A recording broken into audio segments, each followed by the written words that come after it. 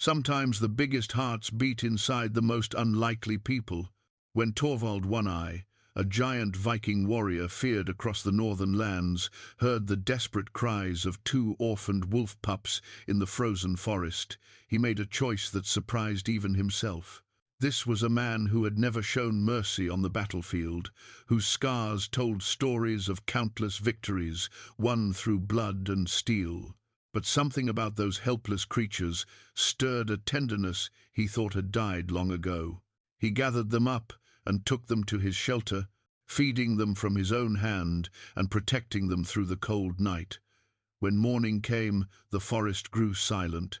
Yellow eyes watched from the shadows between the trees. A massive she-wolf emerged from the mist, followed by her pack surrounding Torvald's camp. But they didn't attack. Instead, what happened next would reveal an ancient truth that connected this lonely warrior to powers older than memory itself. Could this moment of compassion unlock a destiny that would change everything Torvald believed about his world? Before we jump back in, tell us where you're tuning in from, and if this story touches you, make sure you're subscribed, because tomorrow I've saved something extra special for you. The ancient forests of Norskold stretched endlessly beneath a pewter sky, their towering pines and frost-laden spruces standing like silent sentinels against the approaching winter. Snow had begun to fall in earnest 3 days prior, coating the wilderness in a pristine blanket that muffled all sound, save for the occasional crack of a branch under the weight of accumulated ice. This was a land where legends were born and men were tested against the raw fury of nature itself. Torvald One-Eye moved through these woods with the practiced silence of a predator. At 6 feet and 8 inches tall, with shoulders broad enough to block a doorway and arms like tree trunks, he was an imposing figure even without his battle gear. His remaining eye, a steel-grey orb that missed nothing, swept constantly across the terrain as he tracked the elk, whose prints he had been following since dawn. The leather eye patch that covered the socket where his left eye once sat was worn smooth from years of wear, a reminder of the Saxon blade that had taken his sight but not his life during the siege of Lindisfarne. His thick beard, streaked with premature silver despite his 37 years, caught snowflakes that melted against the warmth of his breath. Beneath his heavy fur cloak, muscles moved with the fluid grace of a man who had spent 2 decades perfecting the art of war. Every step was deliberate, calculated to avoid the snap of a twig or the crunch of frozen leaves that might alert his quarry. Torvald had earned his fearsome reputation through blood and steel across the northern kingdoms. Men spoke his name in hushed tones around winter fires, telling tales of the giant who could cleave a man in half with a single swing of his massive war axe. They called him the Storm of Norskold, the One-Eyed Death, the Wolf of the Northern Seas. He had sailed with the most notorious raiders, stood shield to shield with berserkers whose fury was legendary, and walked away from battles that claimed the lives of lesser men. Yet here in these ancient woods, far from the clash of steel and the screams of the dying, Torvald found a peace that had eluded him for years. The forest held no judgment for his past deeds, offered no whispered rumors about the villages he had burned or the men he had killed. Among the towering trees and pristine snow, he was simply a hunter seeking sustenance for the long winter ahead. His modest wooden shelter sat tucked into a grove of ancient oaks, their gnarled branches forming a natural canopy that provided protection from the worst of the weather. He had built it with his own hands 3 summers ago, when the weight of his reputation and the endless cycle of violence had finally driven him to seek solitude. The structure was simple but well-crafted, with thick log walls chinked with moss and clay, a stone hearth that drew properly, and a roof of overlapping bark shingles that kept out even the heaviest rains. Inside, the shelter reflected the Spartan existence of a man who had learned to value function over comfort. A simple sleeping platform covered with thick furs occupied one wall, while wooden shelves held his modest possessions: carved bowls, iron tools, dried herbs for cooking, and a few precious books wrapped in oiled leather. His weapons hung from pegs driven into the walls, his legendary war axe, Bone Crusher, a collection of throwing knives, and the sword that had served him faithfully through countless battles.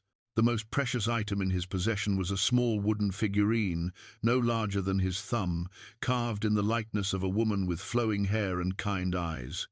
It was the only remembrance he had of Astrid, his wife, who had died in childbirth 7 years ago, along with their unborn son. The loss had changed something fundamental in Torvald, turning his legendary fury from a controlled weapon into something darker and more destructive. It was this darkness that had eventually driven him from the world of men and into the embrace of the wilderness. The elk tracks he followed were fresh, no more than an hour old, and led deeper into the forest toward a series of rocky outcroppings where the animals often sheltered during storms. Torvald moved with patient determination, knowing that haste would only spook his quarry and send it bounding away through terrain where even his long legs would struggle to follow. The beast would provide meat, enough to last through the worst of winter, and its hide would serve to patch his shelter or trade for supplies when spring returned. As he climbed a gentle slope between moss-covered boulders, Torvald reflected on the strange turns his life had taken. Once he had commanded the respect and fear of hundreds of warriors. Kings had sought his counsel, and jarls had paid handsomely for his services. Now he lived like a hermit, speaking to no one for weeks at a time, finding companionship only in the creatures of the forest and the memories of better days. The irony was not lost on him that a man once known for his ability to end lives now spent his days preserving them. He had pulled wounded animals from traps, nursed injured birds back to health, and even shared his meager winter stores with a half-starved fox that had taken to sleeping near his shelter. Perhaps it was the forest itself that had changed him, or perhaps it was simply the accumulated weight of too many years spent dealing death. The wind shifted, carrying with it the scent of pine resin and something else, something that made his hunter's instincts prickle with awareness. He paused, his massive frame motionless as a boulder, and listened with the patience learned through years of tracking both animals and men. Somewhere ahead, barely audible above the whisper of falling snow, came a sound that had nothing to do with his elk. It was crying, not the deep bellow of a wounded stag or the sharp bark of an angry wolverine, but something smaller, more pitiful, something that spoke to a part of his soul that he thought had died with Astrid. Moving with careful steps, Torvald followed the sound through a stand of birches whose white bark stood out starkly against the darker pines beyond. The crying grew louder as he approached, interspersed with small whimpering sounds that tugged at something deep in his chest. Through the falling snow, he could make out a massive fallen pine, its trunk easily 4 feet in diameter and covered with a thick carpet of moss and debris. The sound seemed to be coming from beneath the root system, where the great tree's overthrow had created a natural shelter. Torvald's warrior instincts warned him to approach with caution. Wounded animals were dangerous, and something protecting its young could be deadly even to a man of his size and skill.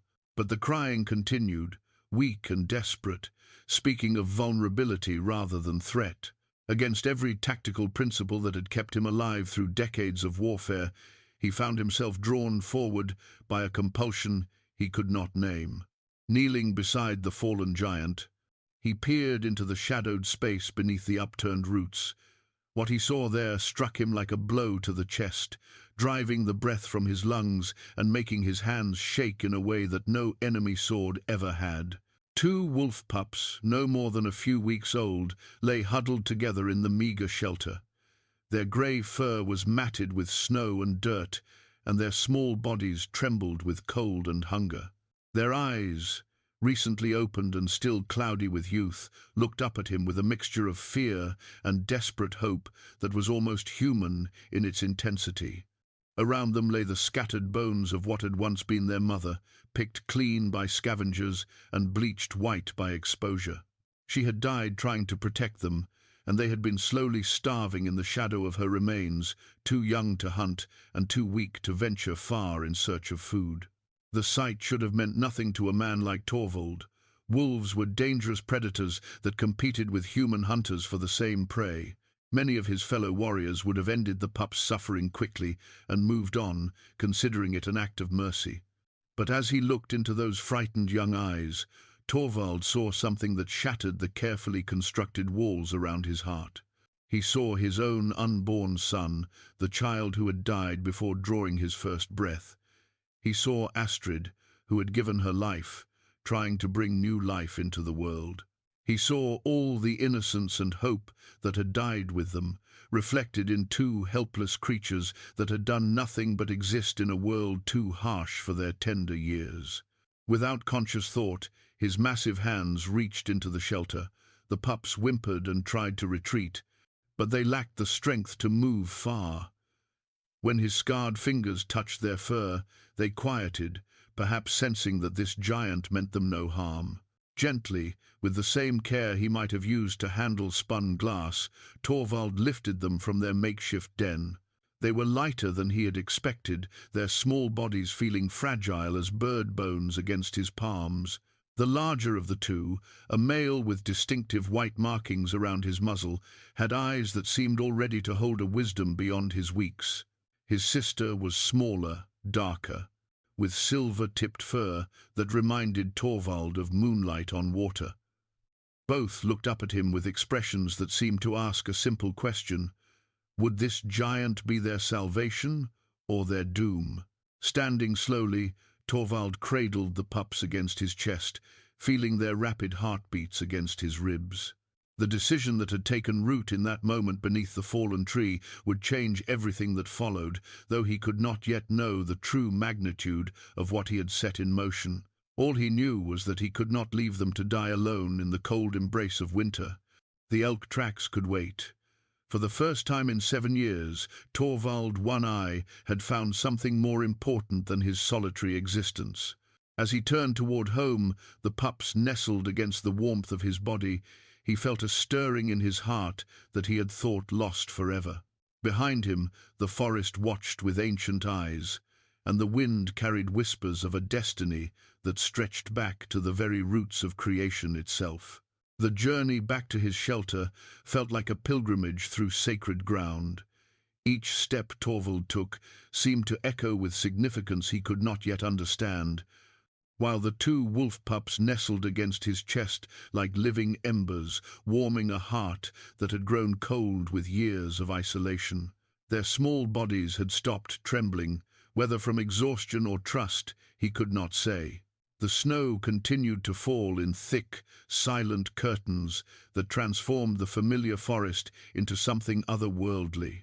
Ancient trees became ghostly sentinels, their branches heavy with white burden that occasionally released small avalanches with soft sighs. The normal sounds of the wilderness, the chatter of squirrels, the distant call of ravens, the rustle of small creatures in the underbrush had been muffled to near silence, creating an atmosphere of profound stillness that felt almost reverent. As his shelter came into view through the veil of snow, Torvald felt an unexpected surge of anxiety. For 3 years, his modest dwelling had been a sanctuary of solitude, a place where he could exist without the weight of his reputation or the burden of expectation. Now, for the first time since building it, he was bringing life into that sacred space, vulnerable life that would depend entirely upon his care and protection. The wooden structure looked smaller somehow, with the responsibility of 2 additional occupants weighing on his mind. Would it be warm enough? Did he have sufficient food stores to share? The practical concerns of keeping the pups alive began to crowd his thoughts as he approached the heavy oak door that had stood as a barrier between himself and the world. Inside, the shelter felt different with the pup's presence. The familiar space that had always seemed adequate for his needs now felt charged with possibility and responsibility. He set the small creatures gently on the thick bear rug near the stone hearth, where the dying embers still held enough warmth to ease their shivering. They huddled together instinctively, their grey fur barely distinguishable from the mottled patterns in the ancient hide beneath them. Torvald knelt before his cold fireplace and began the methodical process of rebuilding the flames. His massive hands, scarred from countless battles and calloused from years of labor, worked with surprising delicacy as he arranged kindling and coaxed sparks from flint and steel.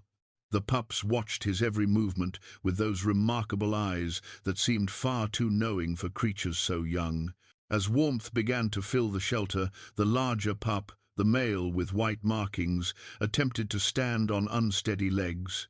His sister remained pressed against the rug, conserving energy with the wisdom of the very young. The male took 2 wobbling steps toward Torvald before his strength gave out, sending him tumbling back onto his side with a small whimper that sounded almost like frustration. "Easy, little warrior," Torvald murmured, his deep voice gentler than it had been in years. The sound of his own words speaking comfort rather than commands felt strange in his mouth. "You'll have strength enough when you've had proper food and rest." The question of sustenance proved more challenging than he had anticipated. His stores consisted mainly of dried meat, hard cheese, and grain provisions designed to keep a grown man alive through the harsh months, not to nourish creatures that should still be nursing from their mother.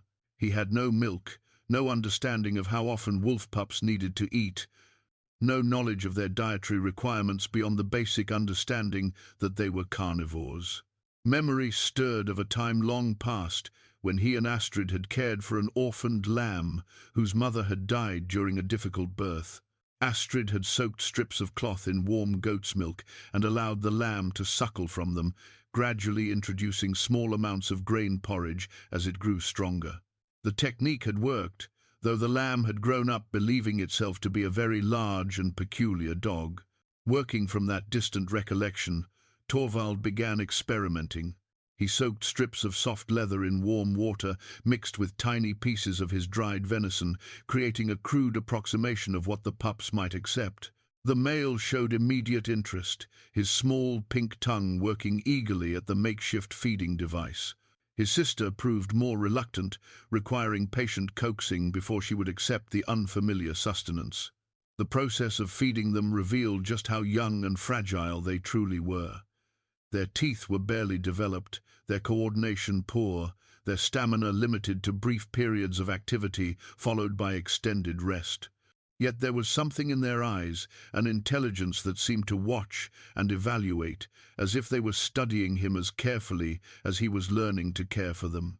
As evening settled over the forest, Torvald found himself facing a decision that would have seemed laughable to any who knew his fearsome reputation. Where should the pups sleep? His warrior's mind catalogued the practical considerations. They needed warmth, security, and easy access for feeding during the night. His sleeping platform, covered with thick furs and elevated off the cold floor, was clearly the warmest spot in the shelter.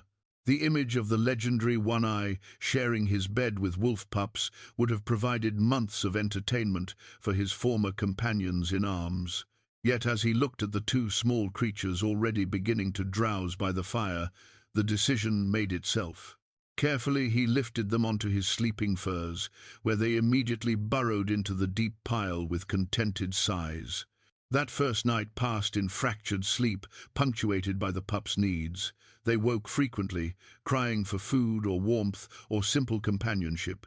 Each time, Torvald responded with a patience that surprised him, feeding them from his improvised bottles or simply offering the comfort of his massive presence until they settled back into slumber. During one of these midnight vigils, as he sat watching over their peaceful forms, the weight of what he had undertaken truly struck him. These creatures would not simply recover and return to the wild like the injured animals he had occasionally helped.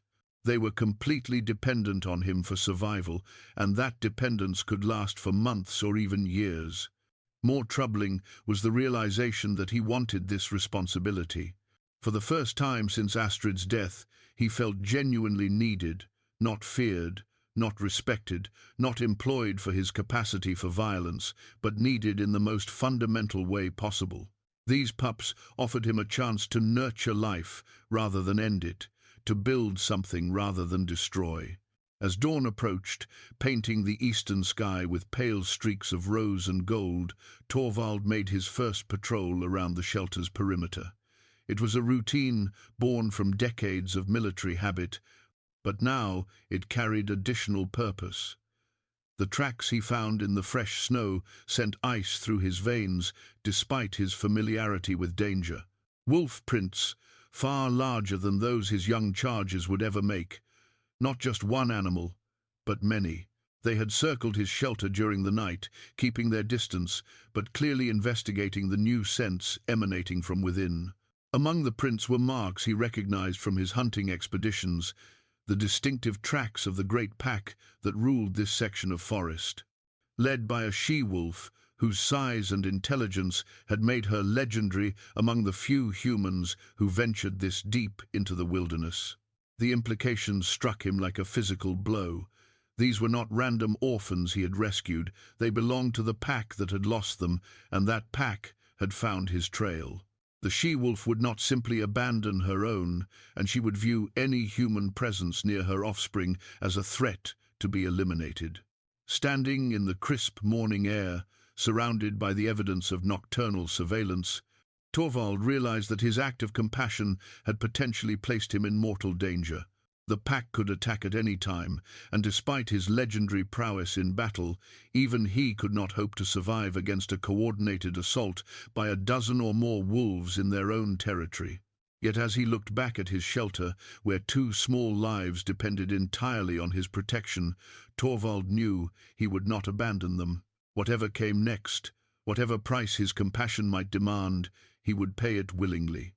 The hardened warrior who had never shown mercy to an enemy found himself preparing to risk everything for creatures he had known less than a day. The forest around him seemed to hold its breath, waiting to see what this giant among men would do when the ancient pack came calling for their own. The second day brought new challenges and unexpected revelations.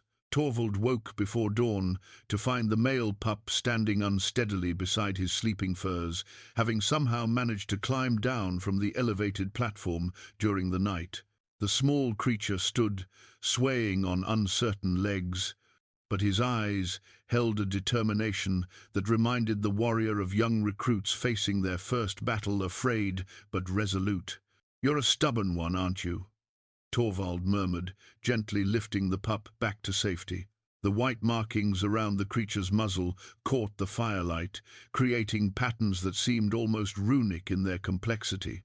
Without conscious thought, Torvald found himself naming the pup Fenris, after the great wolf of legend. His smaller sister, still curled peacefully in the furs, he called Luna for the silver tips of her fur that gleamed like moonbeams. The naming felt significant, a formal acknowledgement that these were no longer simply rescued animals, but members of his household.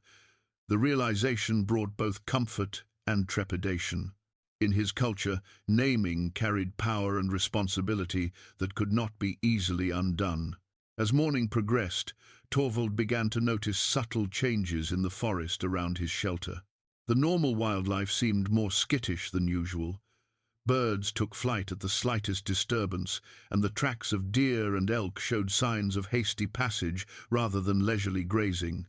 Even the wind seemed different, carrying scents and sounds that set his warrior instincts on edge. The wolf pack's presence was becoming more pronounced. Fresh tracks appeared closer to his shelter each day, and twice he caught glimpses of grey shadows moving between the distant trees. They were watching, evaluating, planning. The she-wolf who led them was no ordinary beast.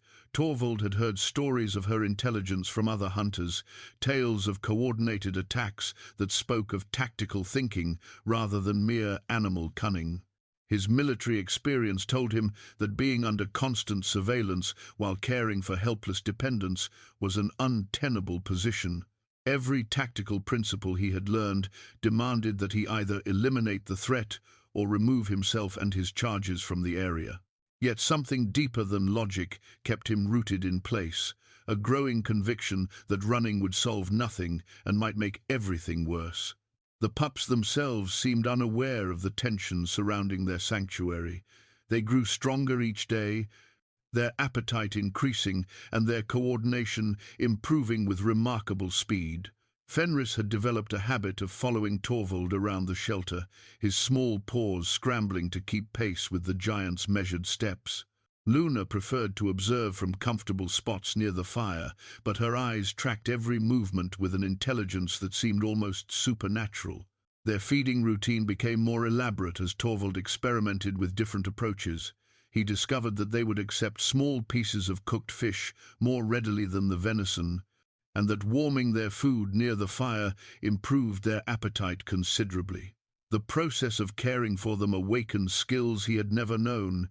He possessed patience, gentleness, and an intuitive understanding of their needs that surprised him. On the third evening, as he sat mending a torn section of Fenris's improvised feeding cloth, Luna approached him with uncharacteristic boldness. She placed her small front paws on his knee and looked up at him with those remarkable eyes, as if trying to communicate something beyond simple need for food or warmth. When he reached down to stroke her fur, she leaned into his touch with a contentment that spoke of complete trust. The moment was interrupted by a sound that froze his blood, a long, mournful howl echoing through the forest night. It was answered immediately by another voice, then another, until the darkness rang with the complex harmonies of the pack's communication. The sound was both beautiful and terrifying, a reminder of the wild intelligence that surrounded his fragile sanctuary. Fenris and Luna responded to the howling with obvious distress, whimpering and pressing against Torvald for comfort. Yet there was something else in their reaction, something that looked almost like recognition or longing. They knew those voices belonged to their family, even if they could not yet join in the ancient songs. The howling continued for nearly an hour, a concert of wilderness that seemed to carry messages Torvald could not interpret. When it finally ended, the silence that followed felt heavy with anticipation. Something was building toward a confrontation that would test everything he had become in his years of solitude. Sleep came fitfully that night, broken by dreams of yellow eyes and silver shadows moving through moonlit trees. In his visions, Astrid appeared as she had in life, her gentle eyes now holding warnings he could not quite grasp. She spoke words in a language he did not recognize, yet somehow understood, spoke of ancient bonds and prices that must be paid for compassion.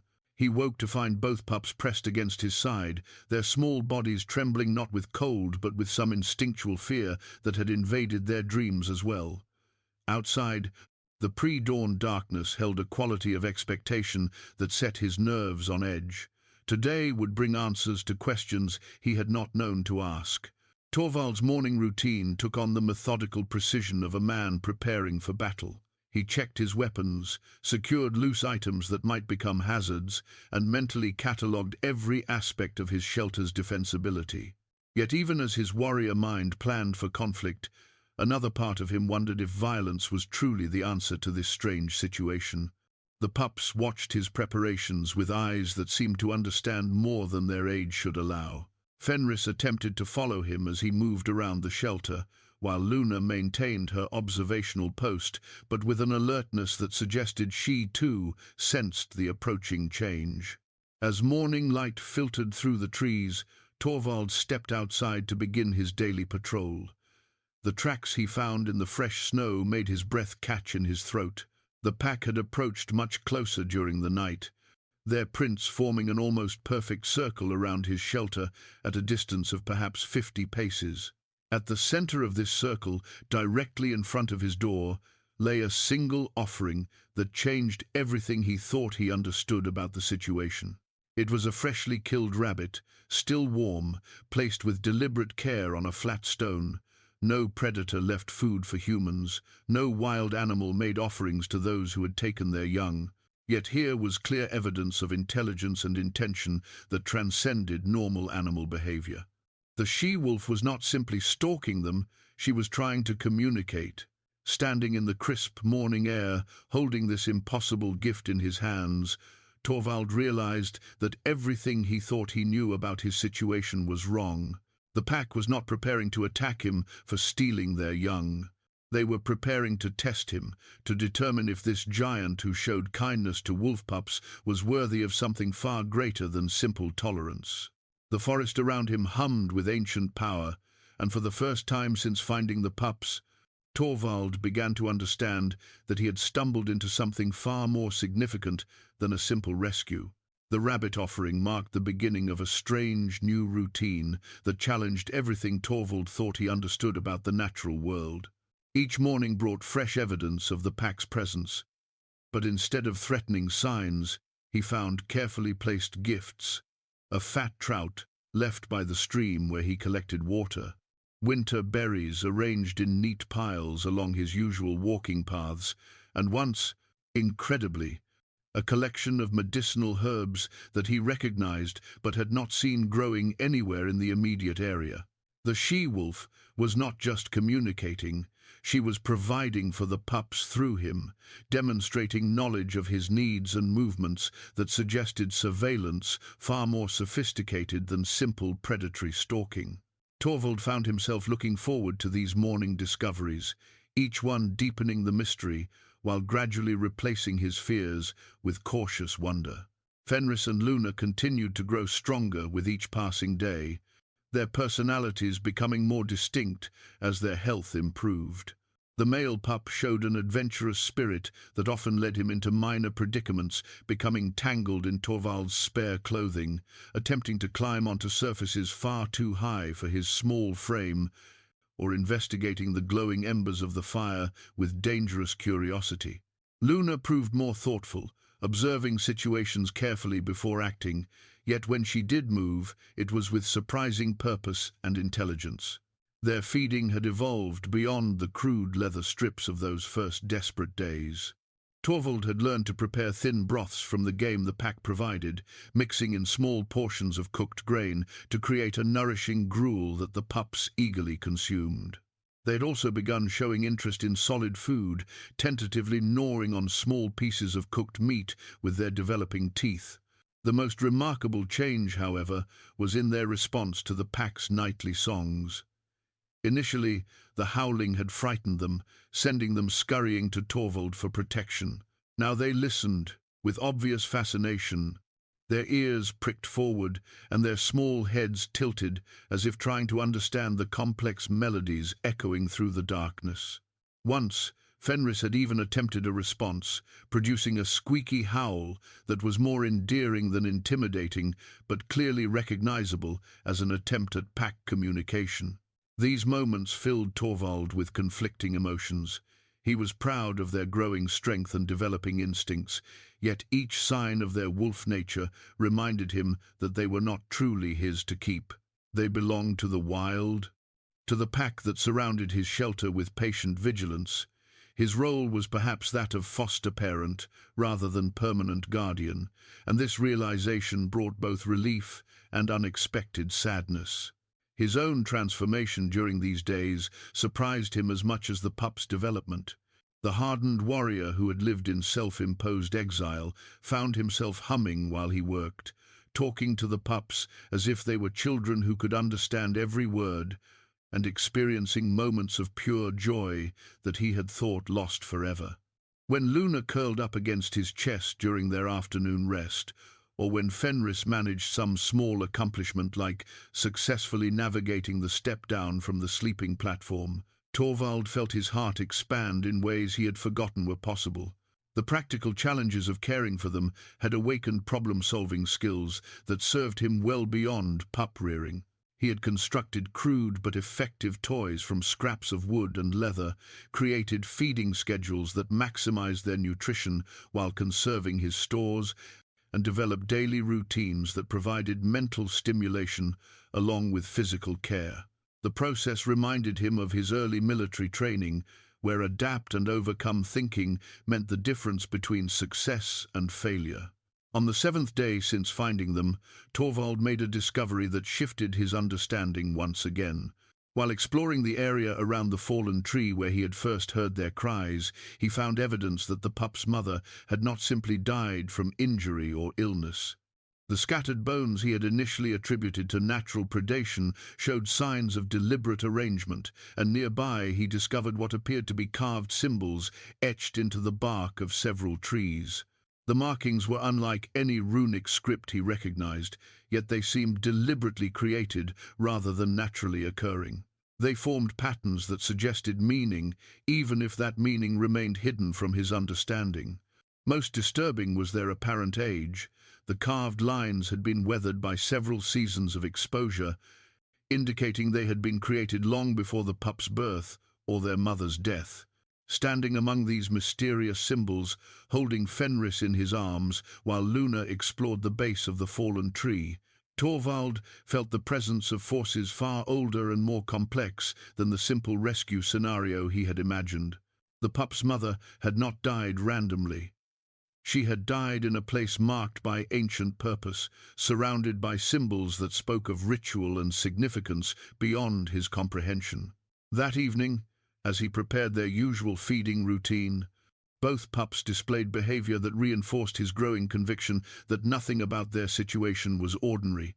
They refused their food initially, instead moving to the shelter's single window and standing on their hind legs to peer out into the gathering dusk.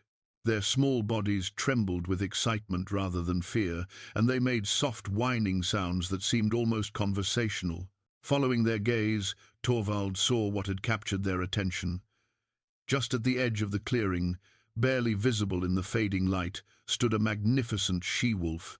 She was larger than any wolf he had ever seen, her coat a rich silver grey that seemed to shimmer with its own inner light. Most remarkably, she showed no fear of the human settlement, instead watching the shelter with obvious intelligence and what could only be described as maternal concern. The moment stretched between them, predator and warrior studying each other across the divide between civilization and wilderness. The she-wolf's yellow eyes held depths that reminded Torvald of ancient wisdom, as if she carried knowledge passed down through countless generations of her kind.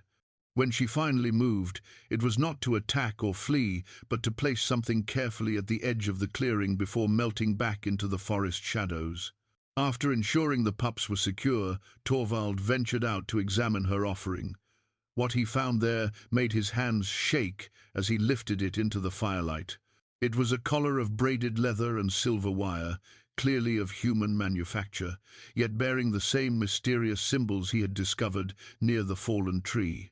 The craftsmanship was exquisite, the materials expensive, yet the design spoke of purposes that had nothing to do with mere ornamentation. Inside the collar, wrapped in oiled leather, was a single piece of parchment covered with writing in a script he recognized as his own language, though the words themselves made little initial sense. As he read by firelight, with two young wolves sleeping peacefully beside him, Torvald began to understand that his simple act of compassion had connected him to mysteries that stretched back to the very foundations of the northern lands. The parchment's contents haunted Torvald's thoughts through the sleepless hours that followed its discovery. Written in an archaic form of his native tongue, the words spoke of ancient pacts between his bloodline and the wolves of Norskold, agreements forged in times so distant that even the oldest sagas made no mention of them. According to the text, his great-grandfather's great-grandfather had been bound by sacred oaths to serve as guardian and protector to the pack, a responsibility that passed through blood from generation to generation. The document claimed that Torvald's exile to the forest had not been random wandering, but the fulfillment of destiny, drawing him to the place where his ancestral duties would be revealed. The wolf pups were not ordinary creatures, but sacred guardians themselves, destined to bridge the gap between the world of men and the ancient powers that still moved through the deepest wilderness. Reading these words by firelight, while Fenris and Luna slept peacefully against his side, Torvald struggled to reconcile the fantastic claims with his practical warrior's mind.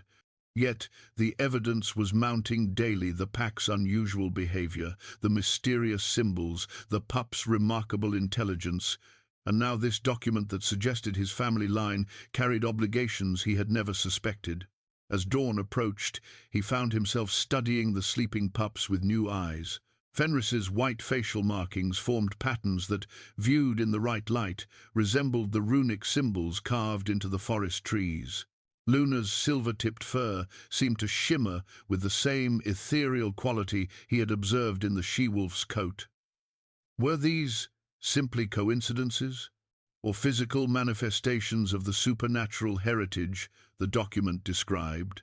The morning brought a change in routine that confirmed his growing suspicions. Instead of finding gifts left at safe distances, Torvald discovered fresh tracks leading directly to his door. The she-wolf had approached during the night, close enough to touch the wooden threshold, yet had made no attempt to enter or reclaim her young. The message was clear. She was no longer maintaining cautious observation, but preparing for direct contact. Throughout that day, the pups displayed restlessness that seemed to mirror the building tension in the forest around them. They paced the confines of the shelter, whined at the windows, and repeatedly attempted to approach the door as if responding to calls only they could hear. Their behavior reminded Torvald of soldiers before battle, anticipating action they could sense but not yet understand. The breakthrough came during the afternoon feeding session. As Torvald prepared their usual broth, Fenris approached the cooking pot and began making soft sounds that were clearly attempts at communication. The vocalizations were more complex than simple hunger cries, containing tonal variations that suggested meaning beyond basic need. When Torvald responded with encouraging words, the pup's sounds became more elaborate, almost as if he were trying to explain something of vital importance. Luna joined her brother in these verbal attempts, and gradually Torvald began to recognize patterns in their communications.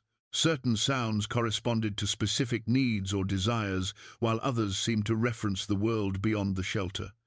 Most remarkably, they had begun using distinct vocalizations for him, a combination of sounds that clearly meant Torvald in their developing language. The implications staggered him. These creatures were not simply learning to survive in human company, they were actively working to establish meaningful communication across species boundaries. Such intelligence was unprecedented in his experience with wild animals, yet it aligned perfectly with the document's claims about their supernatural nature.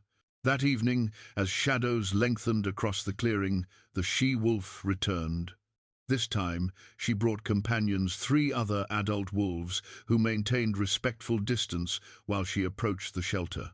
Torvald watched through the window as she performed what could only be described as a formal ritual, pacing in precise patterns around the building, while the other wolves maintained position at cardinal points like guardians, marking sacred space.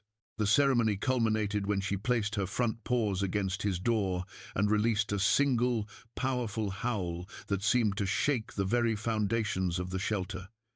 Fenris and Luna responded immediately, adding their small voices to hers in harmonies that spoke of recognition and belonging.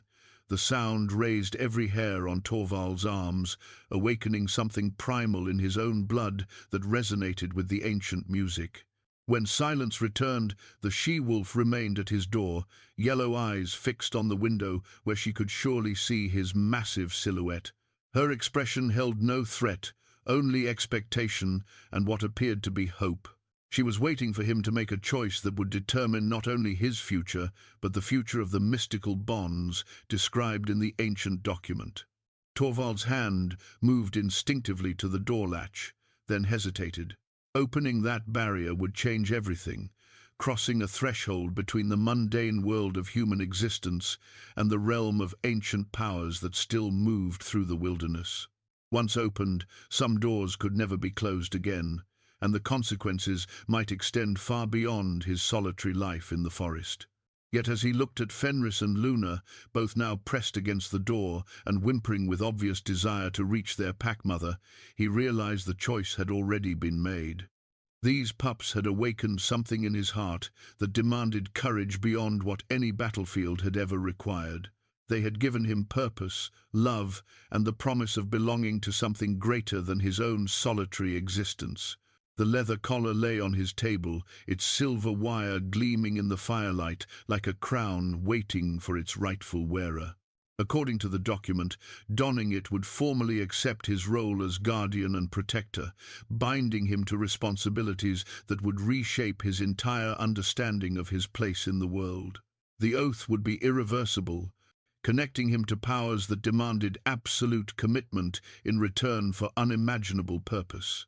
Outside, the she-wolf waited with patience that spoke of confidence in his eventual decision.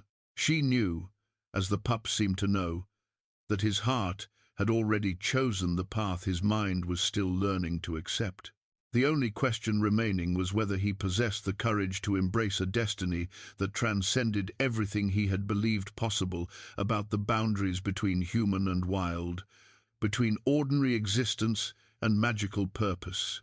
As night settled over the forest and the ancient pack maintained their vigil, Torvald stood at the crossroads between his former life and a future that promised wonders beyond imagination if he could find the strength to open both his door and his heart to the impossible. The decision came to Torvald not as a moment of dramatic revelation, but as a quiet certainty that settled in his bones like the deep knowledge that comes with age and hard-won wisdom. Standing before his door with the leather collar in his hands, he understood that some choices transcended logic and fear, demanding instead the kind of faith that had once driven him to follow Astrid to the altar, despite knowing their love might not survive the harsh realities of a warrior's life. With steady hands that had wielded weapons for 2 decades, he fastened the ancient collar around his neck.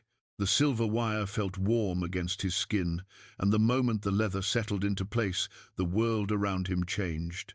Colors became more vivid, sounds more distinct, and the very air seemed charged with energy he had never noticed before.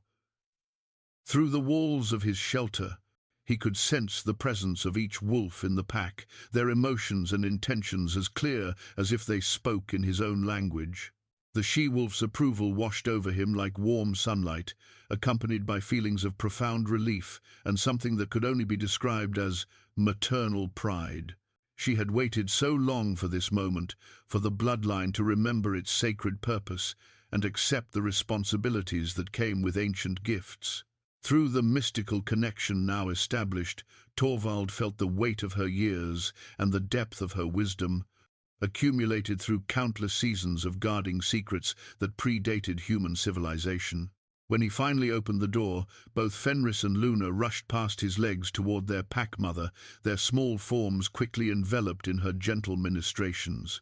Yet they did not abandon their human guardian entirely. Instead, they positioned themselves between Torvald and the she-wolf, creating a living bridge between 2 worlds that had been separated for far too long.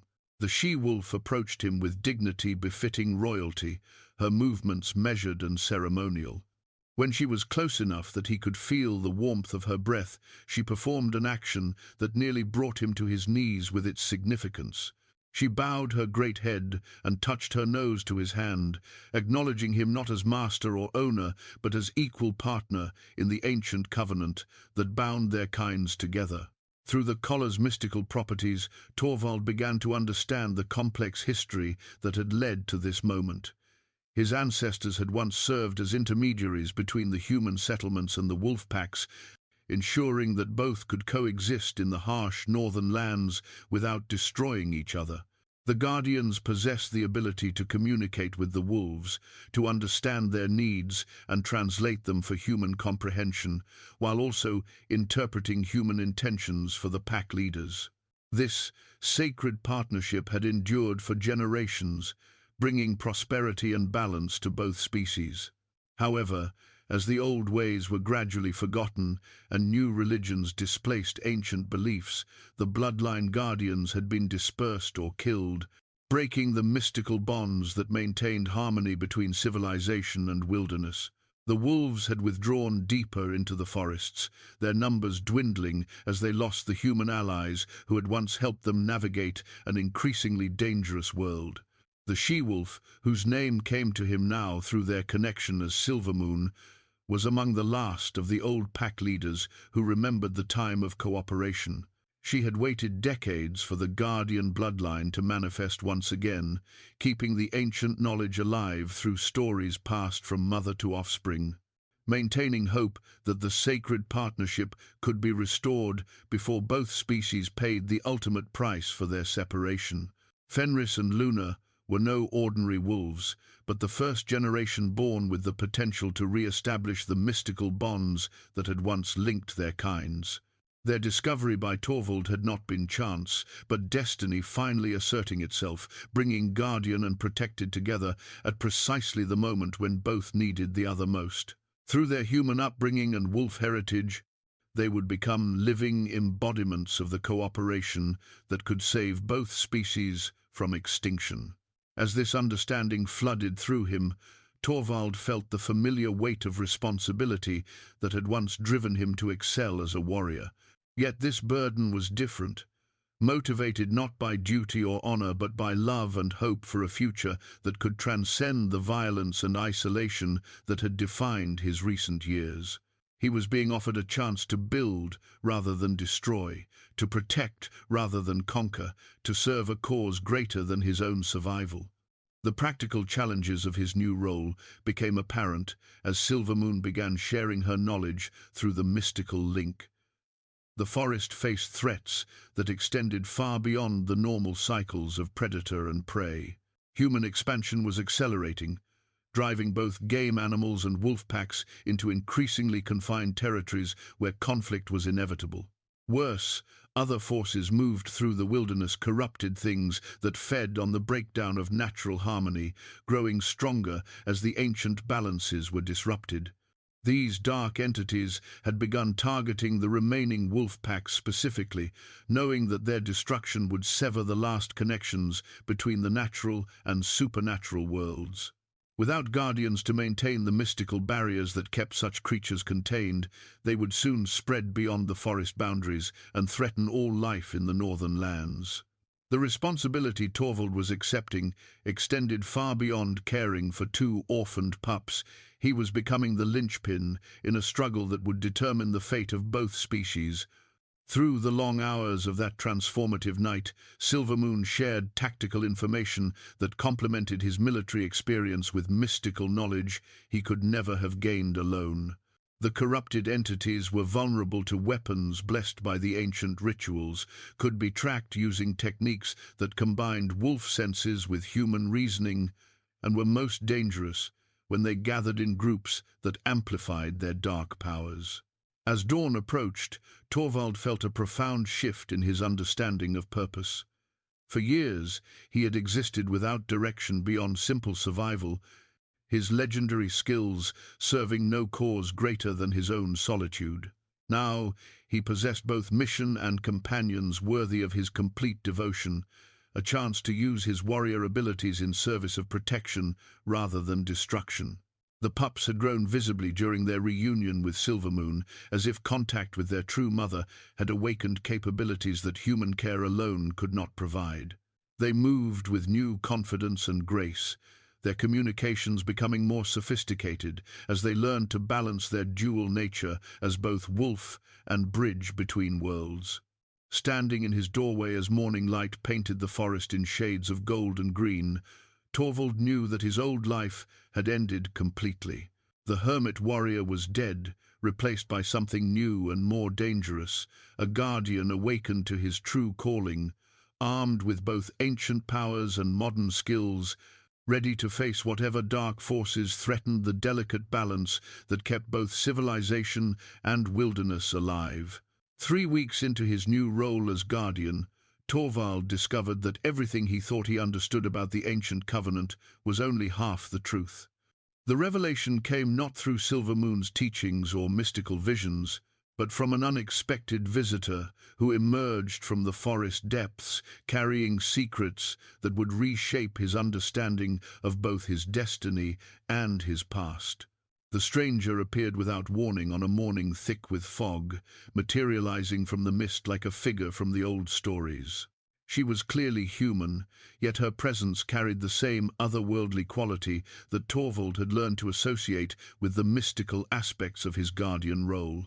Tall and lean, with silver-streaked hair braided in patterns he recognized from the ancient collar, she moved with the confident grace of someone accustomed to wielding power.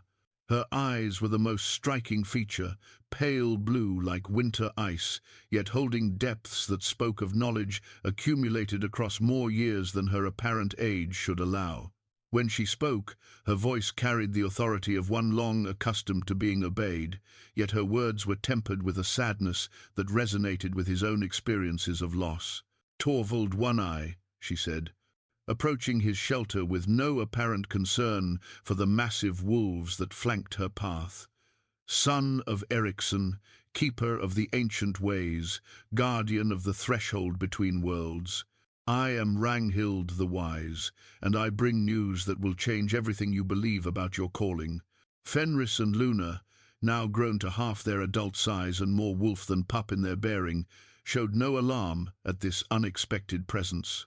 Instead, they approached the woman with obvious recognition, receiving her touch as if she were family long absent but not forgotten.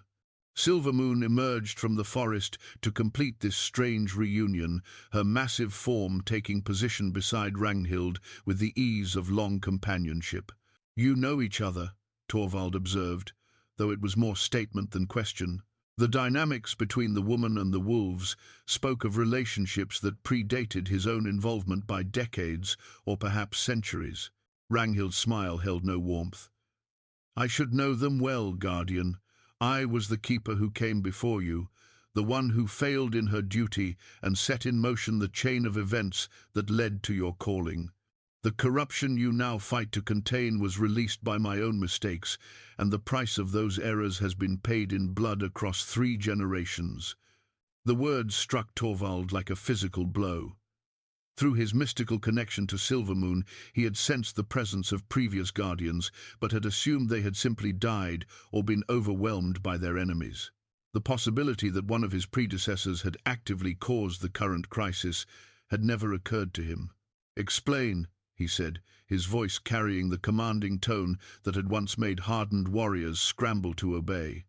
The warrior in him was awakening, recognizing the presence of either an ally whose knowledge could prove invaluable or an enemy whose deception posed existential threat to everything he now protected. Ragnhild moved to the stone circle that surrounded his fire pit, settling herself with the careful movements of someone carrying the weight of years and regret.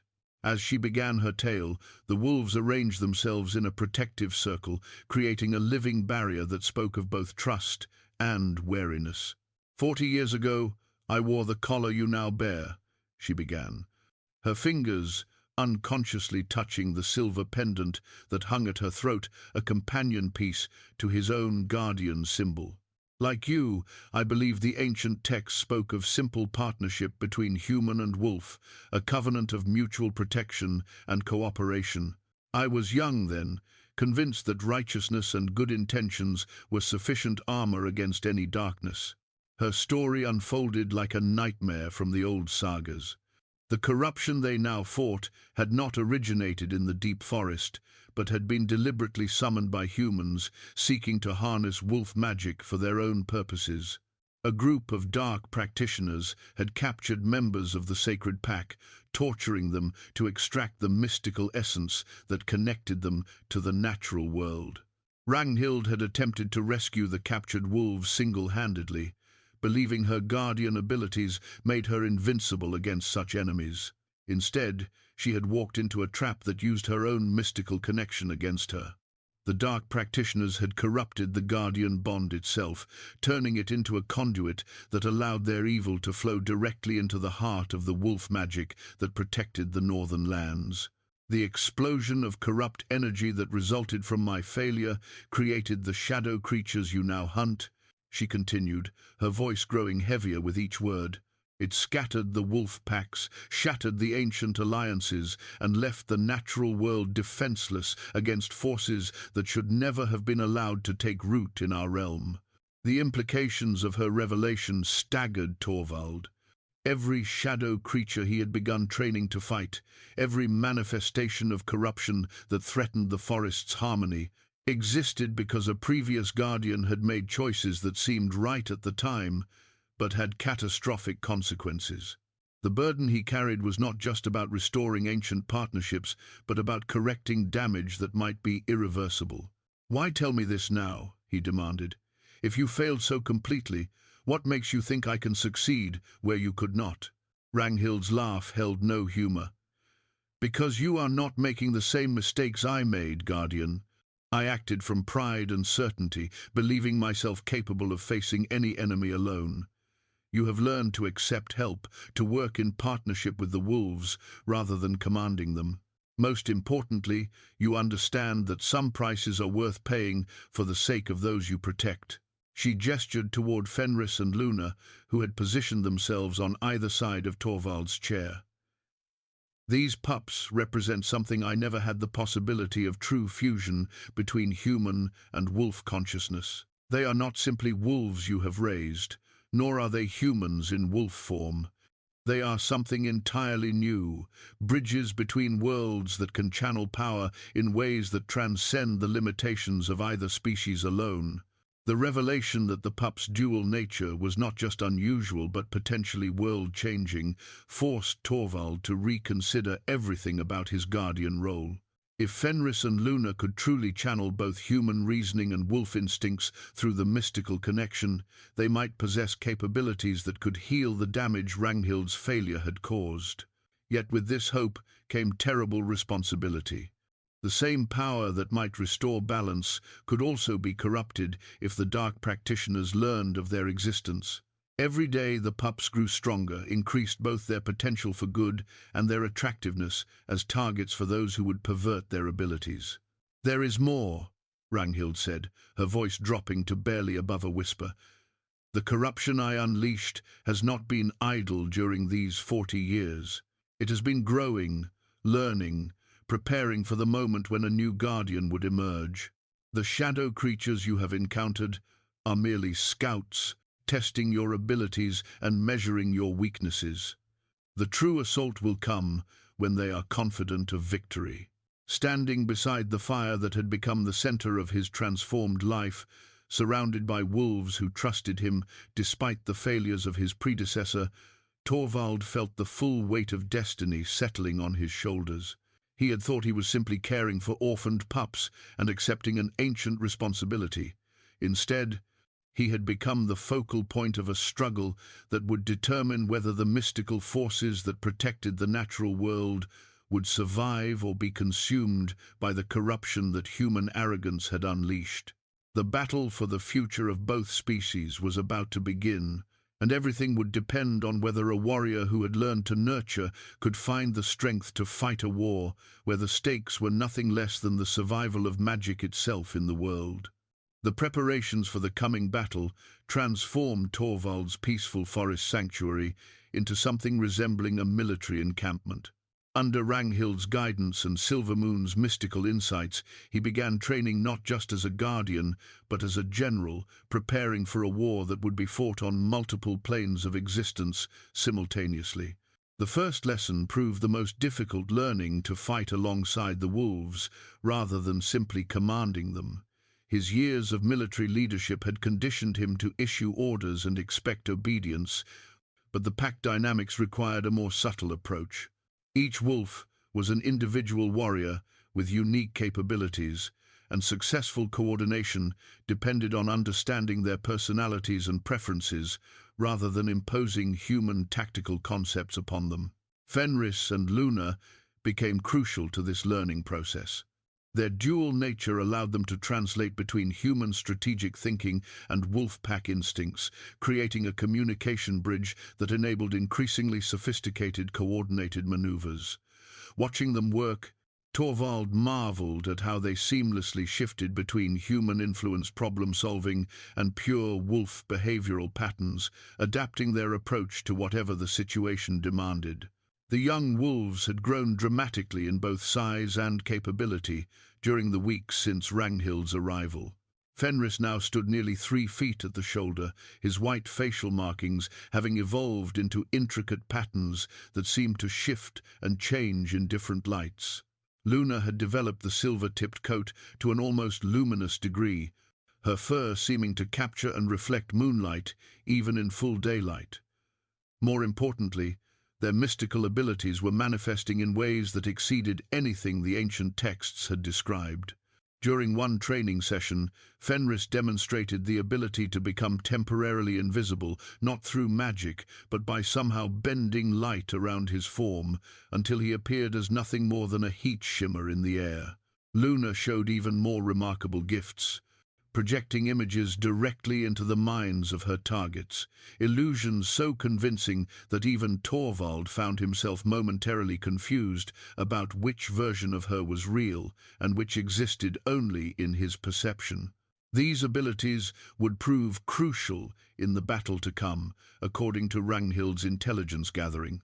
The corrupted entities they faced possessed enhanced senses that made conventional ambush tactics nearly useless, but the Pups' unique powers could potentially create openings that no enemy would anticipate.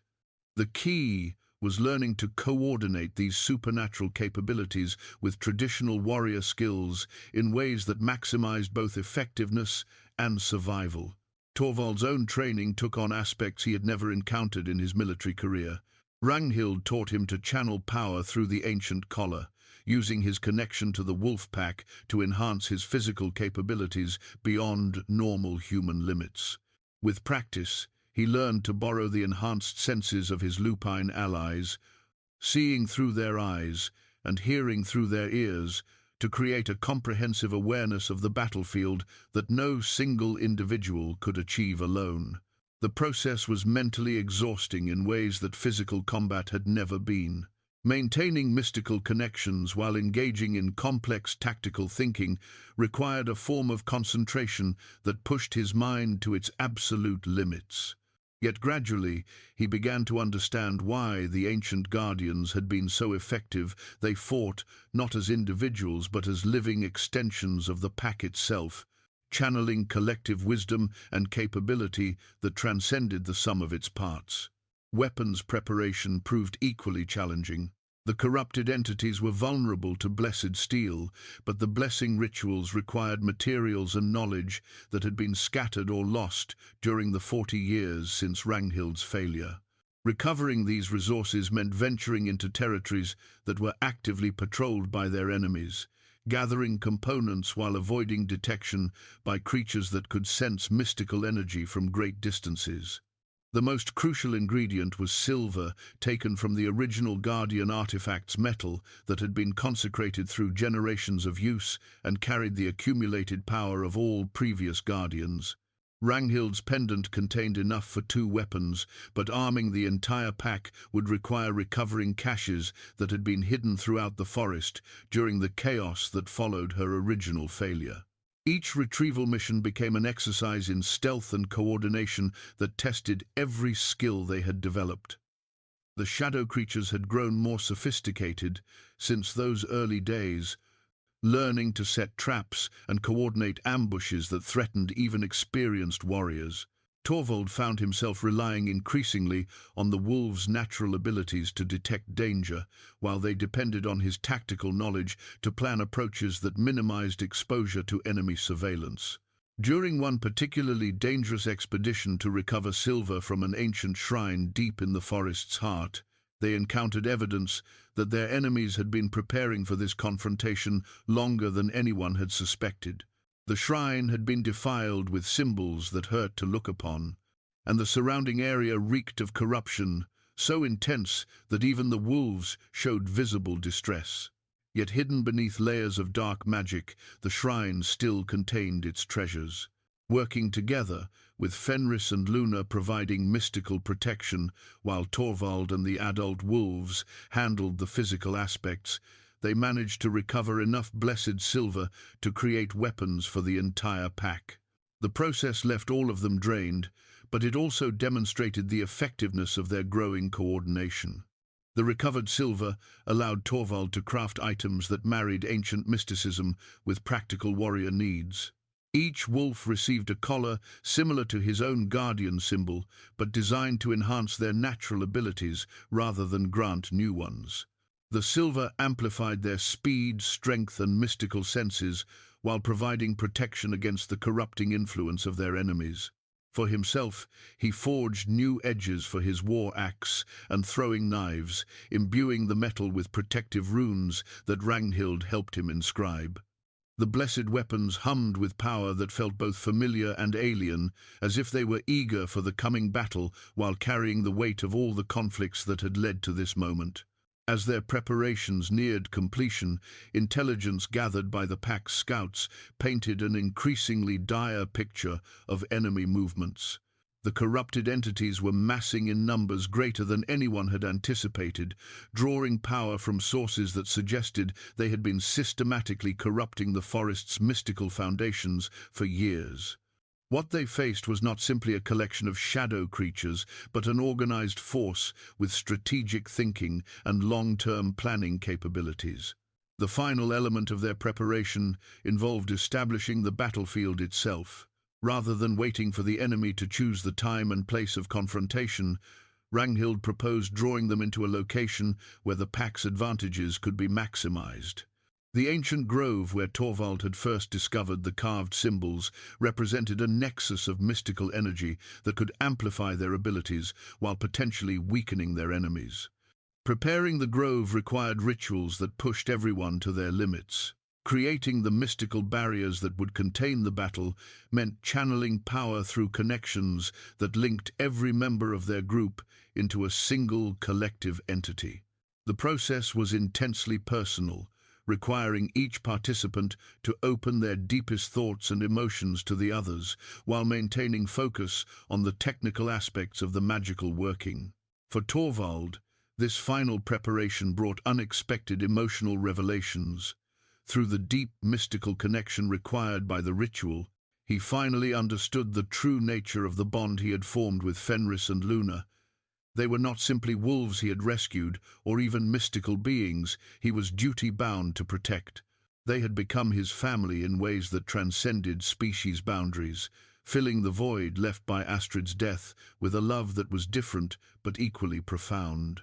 As the ritual reached its culmination and the grove transformed into a fortress of light and protective energy, Torvald felt a peace settle over him that had nothing to do with confidence in victory. Whether they succeeded or failed in the coming battle, he had found his true purpose. The lonely warrior who had fled into the wilderness to escape his violent past had been reborn as something greater, a guardian whose love for his unusual family gave him strength that no amount of military training could have provided.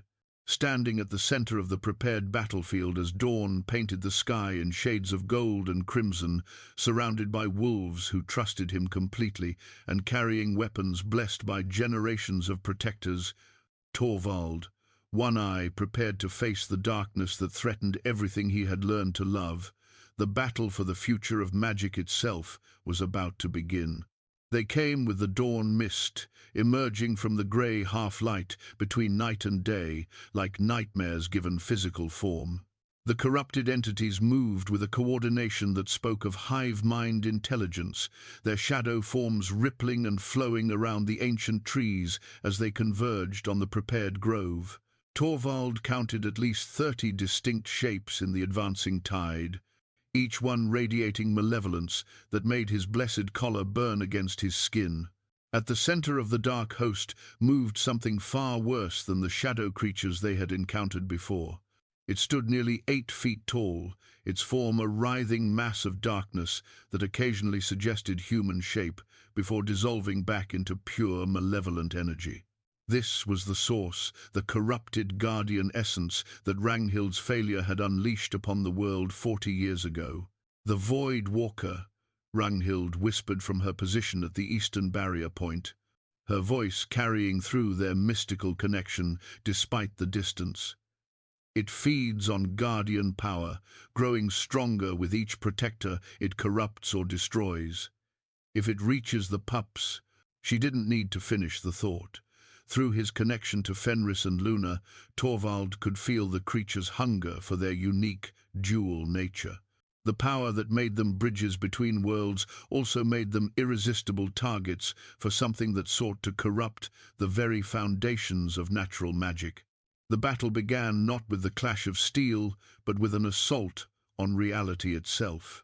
The Void Walker's presence warped the space around it, turning the familiar grove into a shifting maze where distance and direction became fluid concepts. Trees aged decades in moments before reverting to saplings, while paths appeared and disappeared according to the creature's malevolent will. Torvald's military training proved insufficient for combat in an environment where the battlefield itself was a weapon. Only his mystical connection to the pack allowed him to maintain orientation as the corrupted leader reshaped the grove to its advantage. Through Silvermoon's enhanced senses, he could track the enemy's true position even when his eyes reported impossible geometries. The first wave of shadow creatures struck the northern barrier with force that made the entire grove shudder. The protective runes Ranghild had inscribed flared with brilliant light, holding against the assault, but clearly straining under pressure they had not been designed to withstand. Each impact sent feedback through the mystical network that connected all the defenders, threatening to overwhelm their ability to maintain the protective barriers. Fenris and Luna launched themselves into the battle with coordination that demonstrated months of training in moments of fluid action. The male wolf's invisibility power allowed him to appear behind enemy lines, his blessed collar amplifying his natural abilities until he moved like living lightning.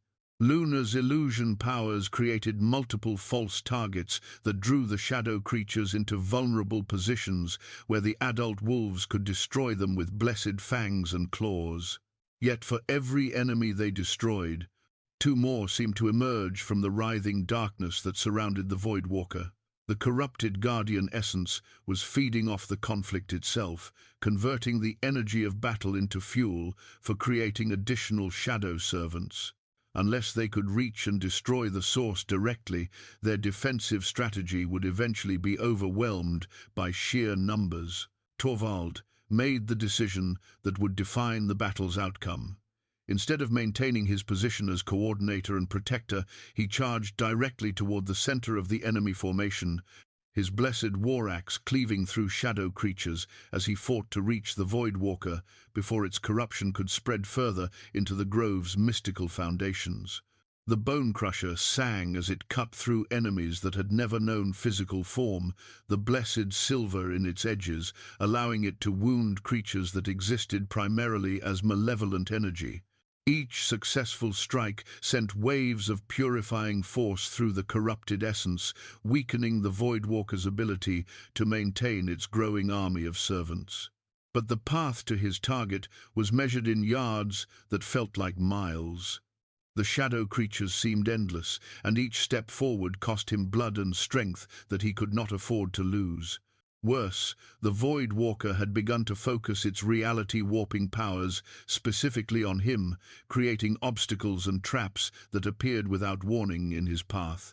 When a chasm opened directly beneath his feet, threatening to drop him into depths that existed outside normal space, salvation came from an unexpected source. Luna materialized beside him, her illusion powers creating a bridge of solid light that allowed him to continue his advance. The effort clearly cost her greatly. He could feel her strength draining through their mystical connection, but she held the bridge steady until he reached solid ground. The moment marked a turning point in the battle. Seeing their human guardian supported by the mystical bridge wolves, the adult pack members pressed their own attacks with renewed fury. Silvermoon led a coordinated assault on the eastern flank that broke through the shadow creature's defensive line, while Ranghild's mystical barriers began pulsing with offensive energy that burned away enemies who approached too closely. For the first time since the battle began, the Void Walker showed signs of concern about the outcome. Its writhing form contracted defensively as Torvald closed the distance between them, the blessed axe in his hands, representing a threat it had not faced since the day of its creation. The final confrontation between Guardian and corrupted essence unfolded in a space that existed beyond normal reality. As Torvald closed within striking distance of the Void Walker, the creature's defensive powers transported them both into a realm where thought and substance merged. where the battle would be fought with will and memory as much as blessed steel. In this twisted dimension, the Voidwalker revealed its true nature. It was not simply a corrupted guardian, but the accumulated agony of every wolf that had died in the 40 years since the ancient bonds were broken. Their pain and despair had been collected, concentrated, and weaponized into a force of pure vengeance that sought to destroy the very concept of cooperation between species. "You feel their suffering." The creature spoke directly into Torvald's mind, its voice carrying the weight of countless deaths.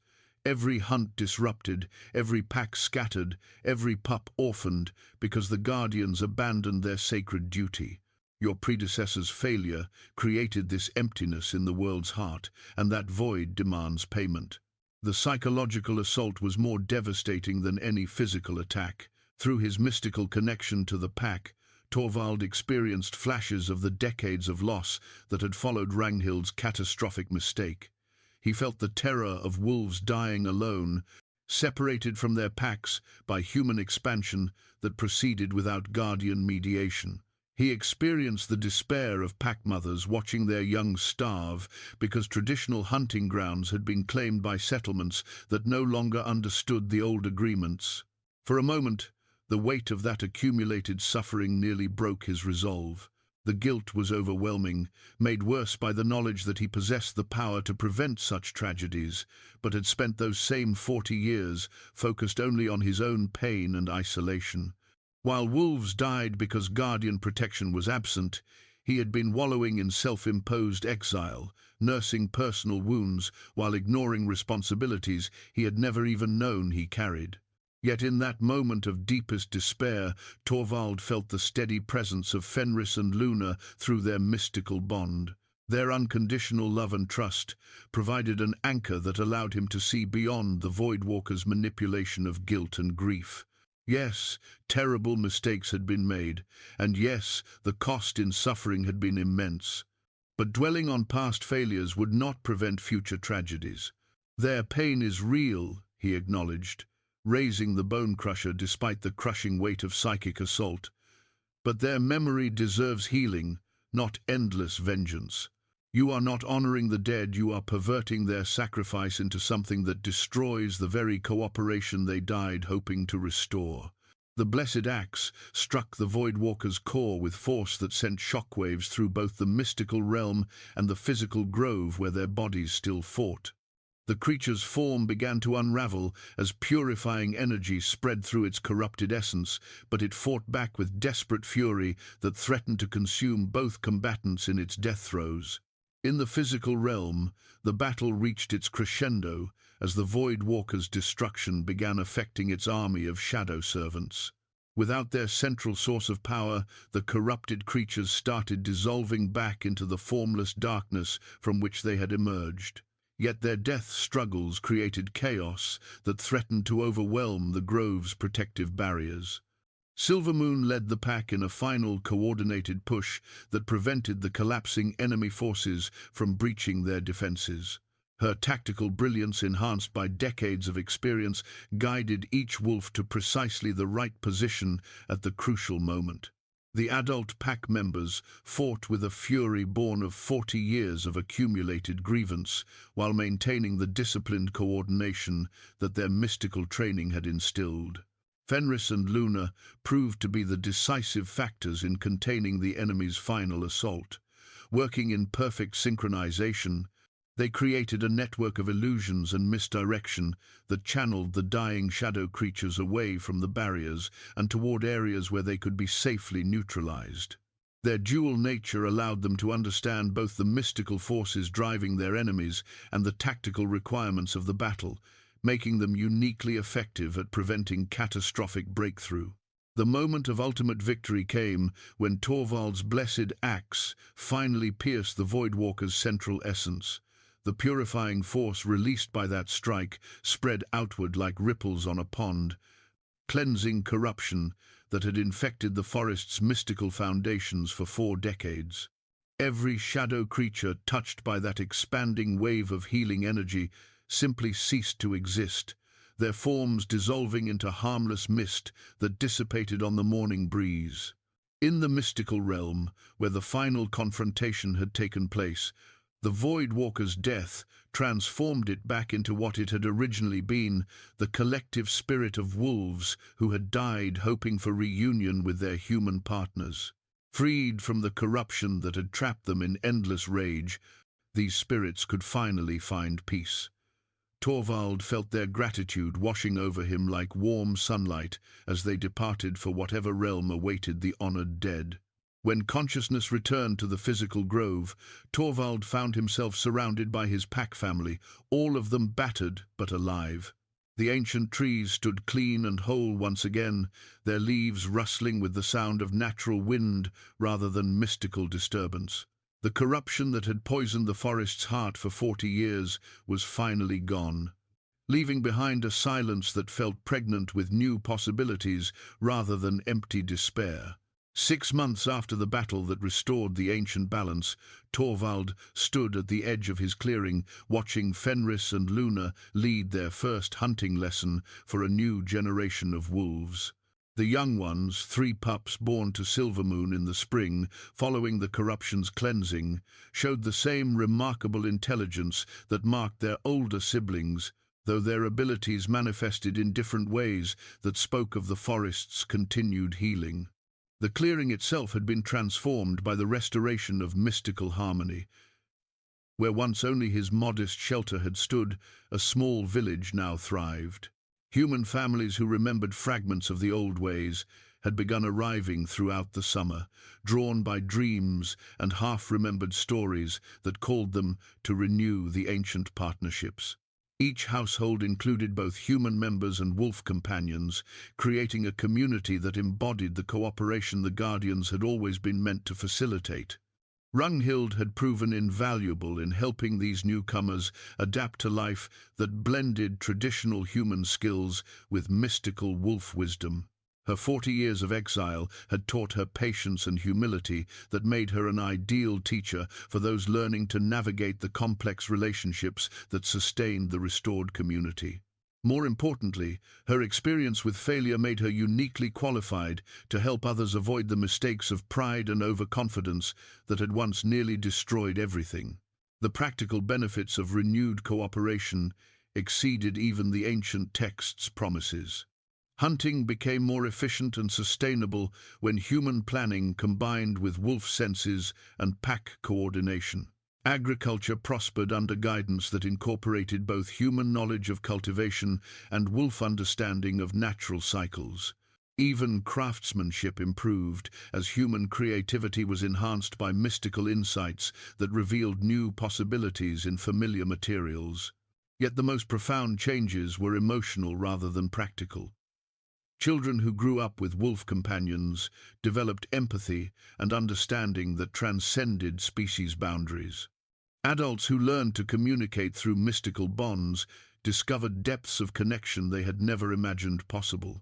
The community became something genuinely new, not simply humans and wolves living together, but a fusion of capabilities that created possibilities neither species could achieve alone. Torvald's own transformation continued to amaze him. The hardened warrior, who had lived in bitter isolation, had become something like a village elder, sought out for advice on everything from conflict resolution to child-rearing. His legendary capacity for violence had been replaced by an equally legendary ability to find peaceful solutions to complex problems. People began calling him Torvald the Wise, though he privately thought Torvald the Lucky would be more accurate. The collar he wore no longer felt like a burden of responsibility, but like a connection to purpose that gave meaning to every day. Through its mystical properties, he remained linked not only to his immediate pack family, but to every wolf-human partnership in the growing network of renewed communities. The sensation was like having an extended family that stretched across hundreds of miles, each relationship adding richness to his understanding of what life could become when cooperation replaced conflict. Fenris and Luna had grown into magnificent adults whose unique abilities continued to evolve in ways that delighted and occasionally concerned their human guardian. Fenris had developed the capacity to communicate across vast distances with other bridge wolves, creating a communication network that kept all the guardian communities connected and coordinated. Luna's illusion powers had become so sophisticated that she could create entire false landscapes, abilities that proved invaluable for protecting the communities from those humans who still viewed the wolf partnerships with suspicion or hostility. Their relationship with Torvald had deepened into something that transcended the categories of pet, companion, or even family. They were partners in the truest sense, equals in a collaboration that drew on both human reasoning and wolf wisdom to create solutions that neither could develop alone. When difficult decisions faced the community, the three of them would retreat to the forest for long conversations that combined mystical communion with practical planning. The morning's hunting lesson concluded successfully, with all three young pups demonstrating basic coordination skills that would serve them well as they grew. Watching their progress, Torvald felt the deep satisfaction that comes from seeing seeds planted in dark times finally beginning to flourish. These pups would never know the loneliness and fear that had characterized the decades of broken bonds. They would grow up in a world where cooperation was natural and mystical connections were simply part of daily life. As evening approached and the community gathered for their traditional shared meal, Torvald reflected on the journey that had brought them all to this place. A simple act of compassion toward two orphaned pups had somehow led to the restoration of an ancient partnership that was healing both species. The warrior who had sought only solitude had found himself at the center of a community that represented hope for a future where humans and wolves could face whatever challenges arose together. The ancient texts spoke of guardians who bridged worlds, but Torvald understood now that every member of their community served that function in their own way. Children who grew up bilingual in human speech and wolf communication, adults who learned to think with both individual consciousness and pack awareness, elders who combined traditional wisdom with mystical insights, all of them were bridges, all of them were guardians of something precious that could easily be lost again if they grew careless or complacent. Sitting by the great fire that burned at the community's heart, surrounded by the mixed sounds of human laughter and wolf song, Torvald felt a peace that went deeper than mere contentment. He had found his true calling, not as a dealer of death, but as a protector of life. The collar around his neck no longer symbolized burden but connection, linking him to a purpose that would outlast his own existence and continue growing long after his individual role had ended.